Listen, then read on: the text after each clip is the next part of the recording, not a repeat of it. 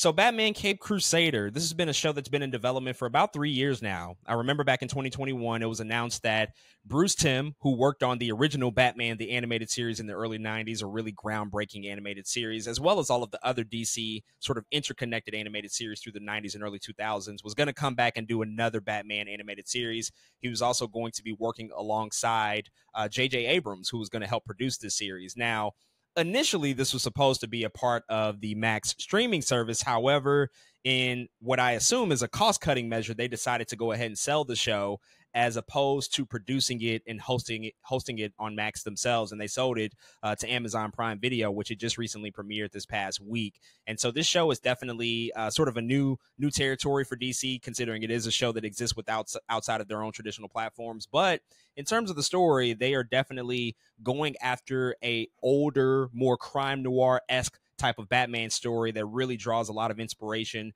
from the stories that were told in the 1940s and the 1960s. And it also feels like a sort of spiritual continuation of Batman, the animated series, especially considering Bruce Timm's involvement in this show. But got a chance to check out the first 10 episodes of this season of Batman Cape Crusader. So with all of that out the way, man, I'll pass it over to you. What do you think about this new animated series, Batman Caped Crusader?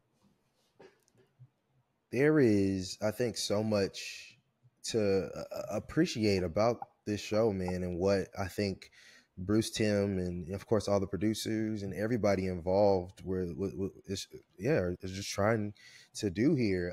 Cape Crusader is, for me, as soon as you look at it, as soon as it comes on, you're like, what in the Batman the animated series is going on? That is the first thing they want you to think. That's definitely the first thing that you do think.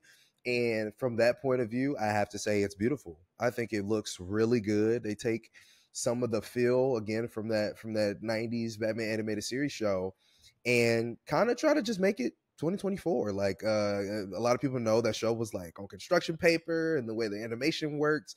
And what they do is they make it look, again, more HD, more 4K/1080p.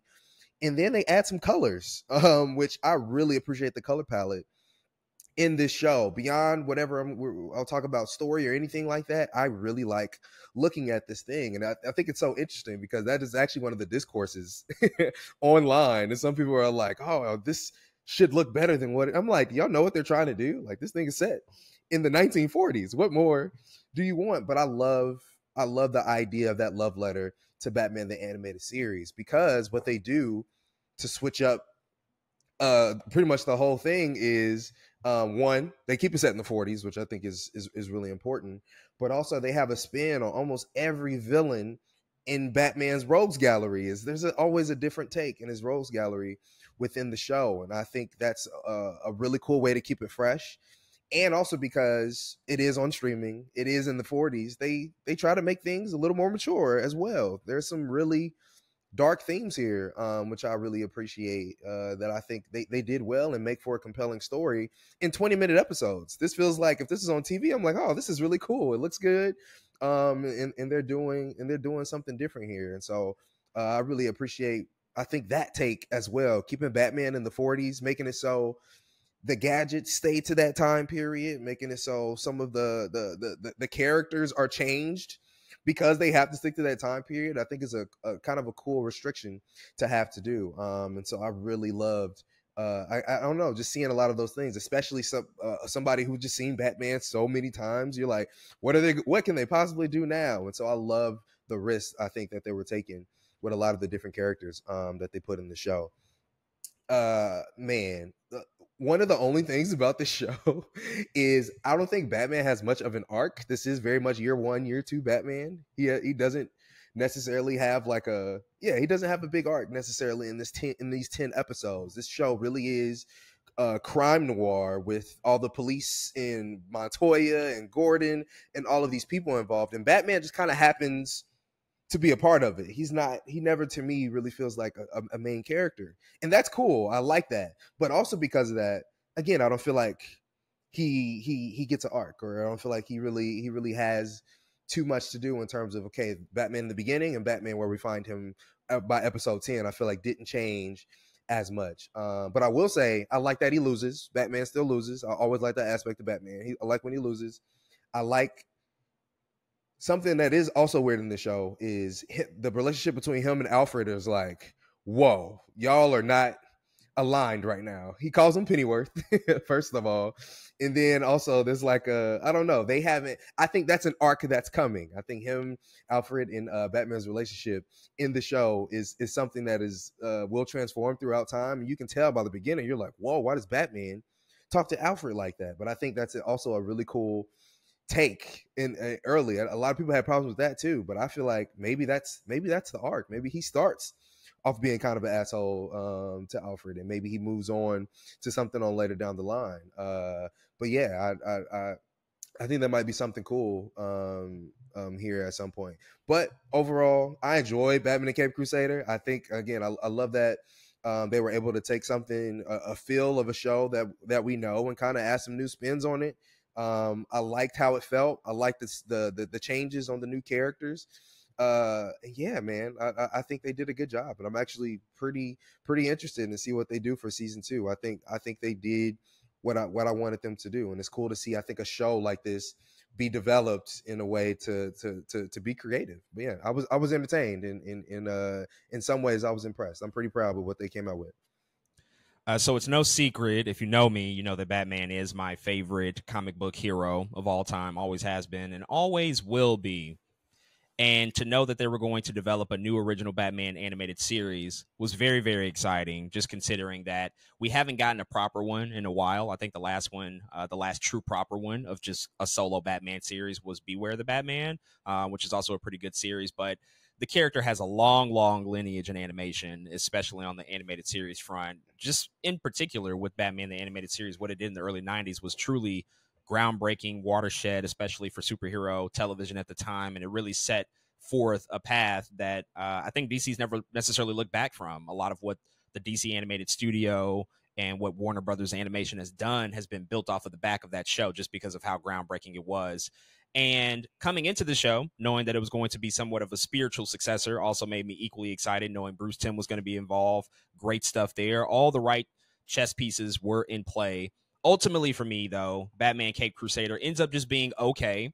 It's a fine show. There's a lot to like about it for sure, especially how it does try to have some of those callbacks and some of those visual cues that are very similar to Batman the Animated Series. You definitely won't hear any criticism from me in terms of how it looks and how it feels and the style and what they're going for with the Art Deco look, the 40s and 50s crime noir elements that they injected into the series.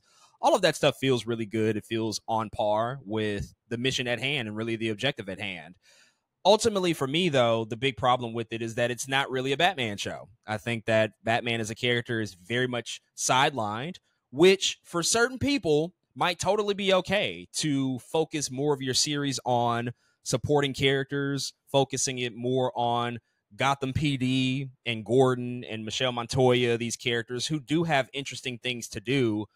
However, for me, as just a Batman fan wanting a true, proper Batman series, that's just not what I'm here for. Bottom line, that's all it really is. And partially that's my own fault for having that expectation, because they set out to tell the story that they wanted to tell. And there's nothing wrong with that. There's nothing wrong with taking different paths and different roads to tell different stories about different characters. But for me, I'll just go watch Gotham if I really want to do that. I thought that was a pretty decent live action show. Definitely was not perfect and had a lot of missteps and fumbles, but it was a relatively interesting show.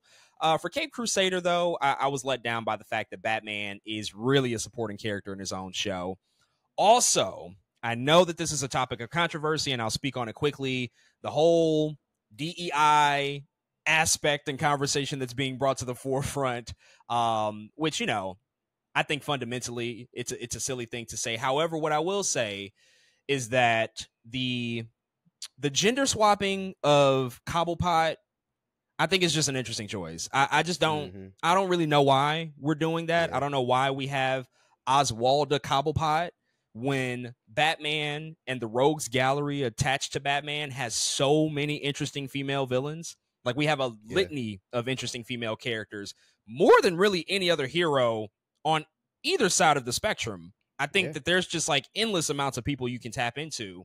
And also, just in terms of the representation and how we're spotlighting more of the supporting characters, I think that there's also like better examples to look at. Like, look at Chris Nolan's Dark Knight trilogy and how they spotlighted Lucius Fox, historically a character that didn't get a lot of time, a lot of service in other mediums, but automatically you insert Morgan Freeman into that story. Really, really important character that's right there next to Batman the entire time.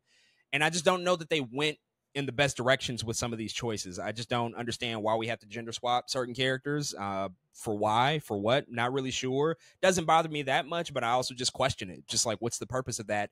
And what did it ultimately achieve? You know, at the end of the day, like, what was the true objective here? And did it do something that was radically different or just different for the sake of doing something different? Because I don't need something to be different just for the sake of it. Like, okay, that's a choice that you can make, but is it actually going to make the story better? And for me, it didn't.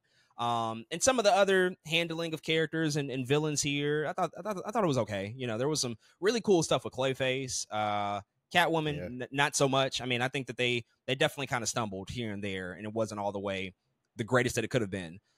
On the positive, what I'll quickly say is that my favorite 2 episodes were the final 2 episodes and the focus on Harvey Dent. Those were pretty exceptional. I thought that those were great. I love what they did with Harvey Dent and how they handled him throughout those 2 episodes. One of the better depictions of the character we've seen in quite a while, I would say. For sure. And so I was really, really invested. It was just kind of crazy that it took me 8 episodes to kind of get there. But it was fine. It was a fine show. I'm not raving about it. I'm not the happiest with it.